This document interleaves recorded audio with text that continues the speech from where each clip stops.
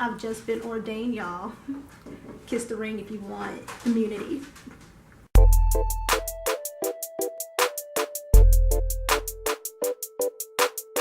What's up, BookTube? It's Mia coming at you today with a long-awaited book review. And if you're wondering why I'm wearing this red fitted and red lipstick, it's because apparently I own nothing else that's red in my closet, and I wanted to get into character because this is a review that I've been waiting for a long time to do. And let's stop keeping you and guys in suspense. That is Scythe by Neal Shusterman. This book has been so freaking hyped on BookTube. It was like the best read ever. So great, so wonderful. Everybody should read it. And I gotta say, I wasn't really that impressed. Okay, so it's kind of like, just kind of backtrack about it a little bit. I did love the themes that were represented in this book. Those was great. I mean, it dealt on a whole wide variety of themes, which I'm going to get into later in this review. But overall, the book itself was kind of like I think I gave it like a 3-star read. And that's not really good compared to everything else that was said about this book. Let's put it that way. So just a quick sum up. Of course, my reviews does contain spoilers. So if you didn't read the book, you might want to go and read it, come back, and then we can discuss it more in detail. But for the first half of this video, I will try to keep it spoiler free.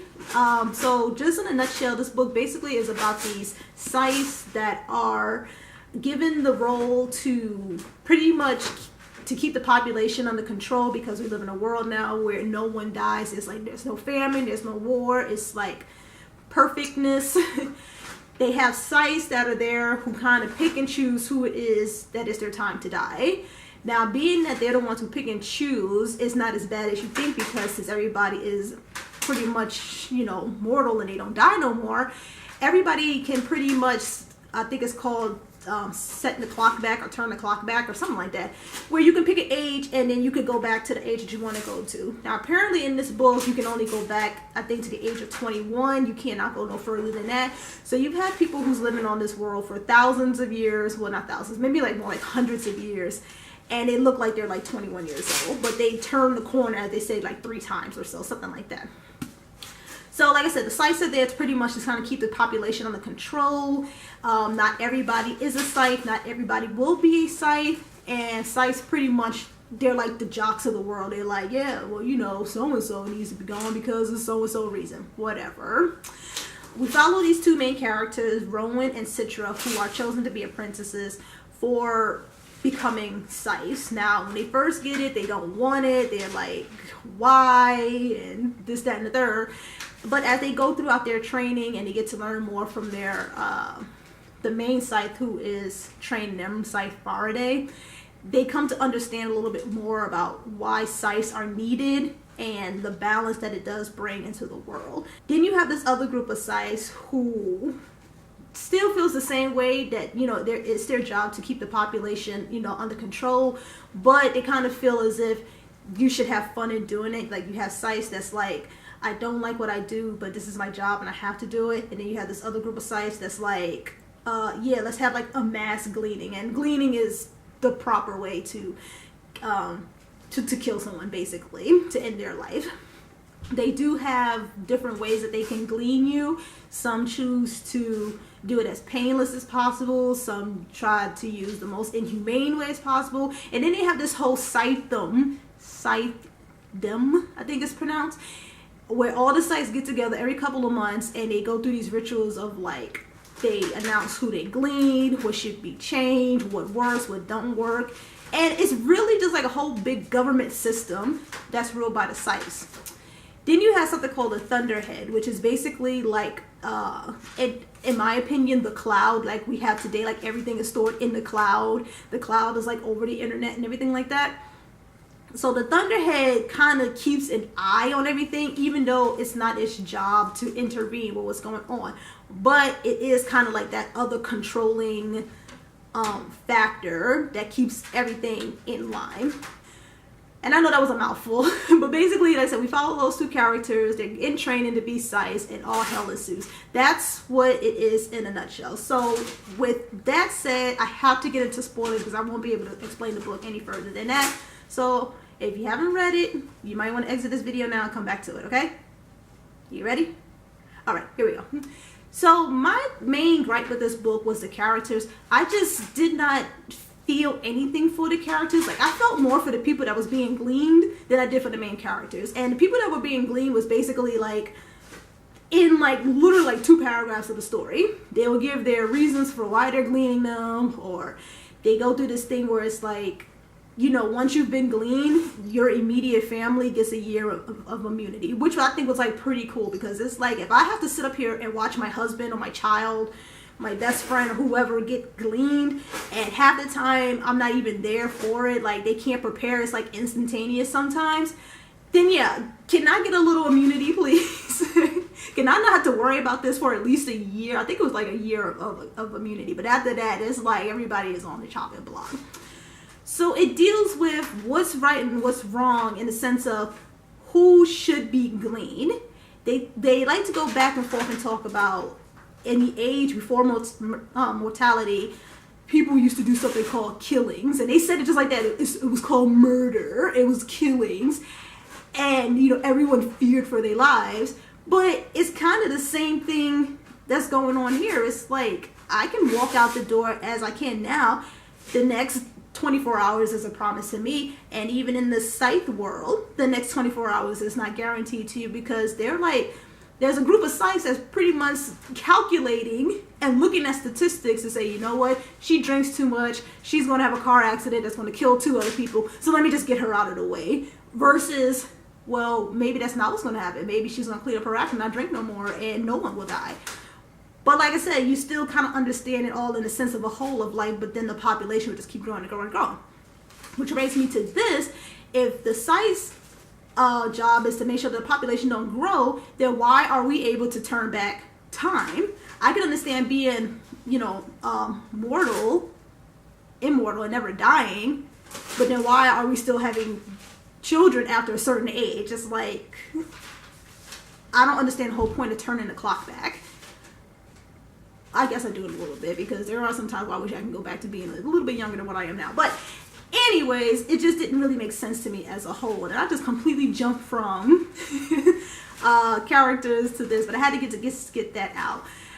Back to the characters though, they were just bland to me. I think this book was so strong in themes and what they call like plot driven, that the characters really fell flat for me. I don't understand the whole Rowan and Citra relationship. They went into this not really liking each other, but tolerating each other enough to get through this.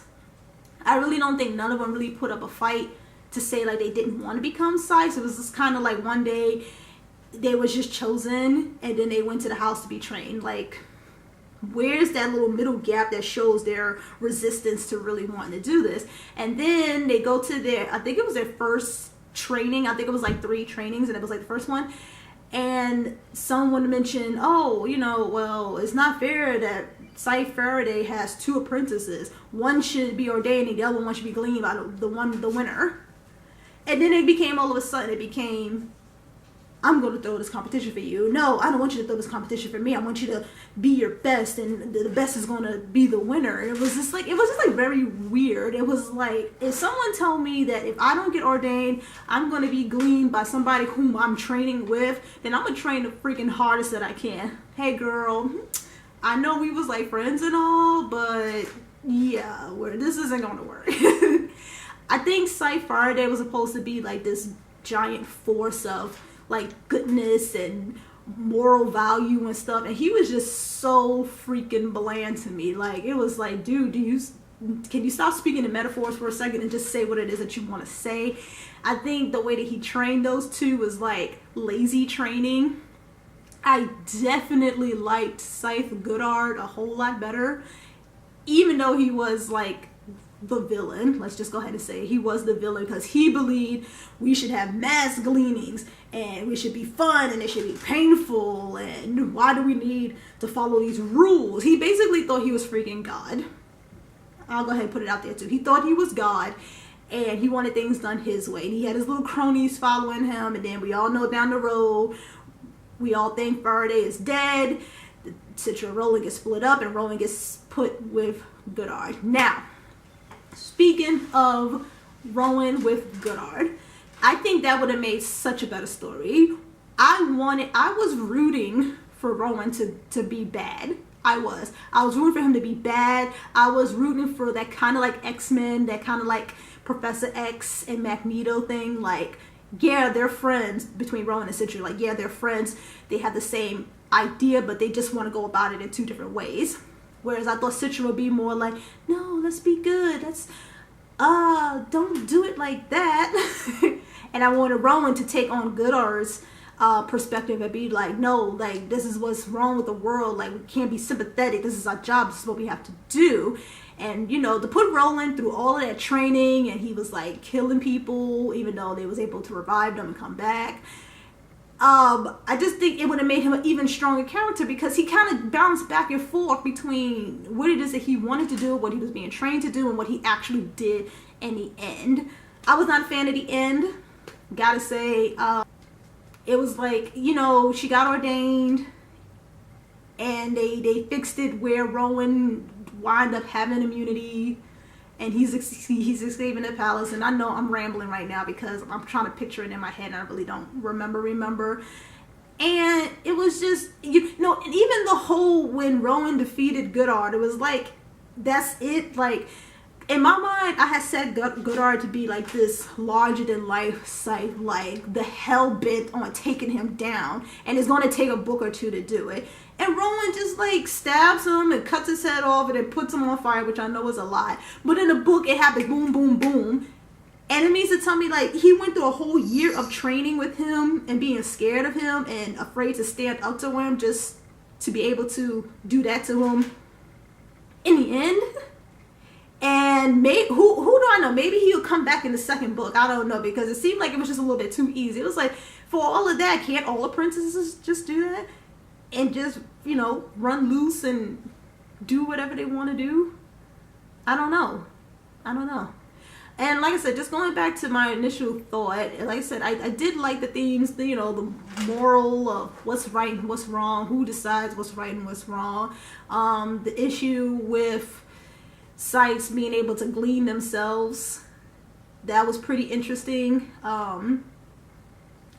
I would like to think, like, I would like to have gone deeper in knowing like how many Scythes actually have done that, because if you're able to live and you know, and you're the one who decides when it's your time to go, and you don't age and, you know, go through all that human stuff, why would you even want to glean yourself? I think if you've been gleaning for like your whole entire Scythe life, is it that easy to glean yourself? You had what's her face, Citra's Curie, Madame Curie. She went through this whole diatribe about, oh, I used to do it and it was fun, and she gleaned the president and she became famous and this and that, and now she's like, oh, I hate the stardom, I hate that. But, you know, but she's still a Scythe, she still gleans. Why hasn't she gleaned herself yet? If she's so miserable, is it really that easy to glean yourself? I don't know. Like I said, that's probably like a whole nother issue and a whole nother book. I am super excited to read The Thunderhead, because I was really captivated by the theory of the Thunderhead in this book. So I'm kind of hoping it's like how it started and what it really does, because the fact of like you have this like overmass of information that's just kind of there, like watching over everything, was very interesting to me. And like I said, whenever they did talk about the Thunderhead, I just thought about the Cloud today, which I absolutely have no clue on how to use. I to this day, I don't even know how to link into it. Is it even something that you even link into? I don't know. I'm showing my age now. So yeah, and that's it. I'm gonna end it there because I don't think there's anything else I wanted to say about it. So for those of you who stuck around to the end, thank you so much for watching. Don't forget to hit the subscribe button, hit up that like button, and comment down below on your thoughts. Or what do you think? Did you read the book? Did you like it? I don't know. Like I said, I gave it like a 3 stars, so I guess it wasn't that bad. I just would have done some things differently myself. So until then, see you loves. Bye.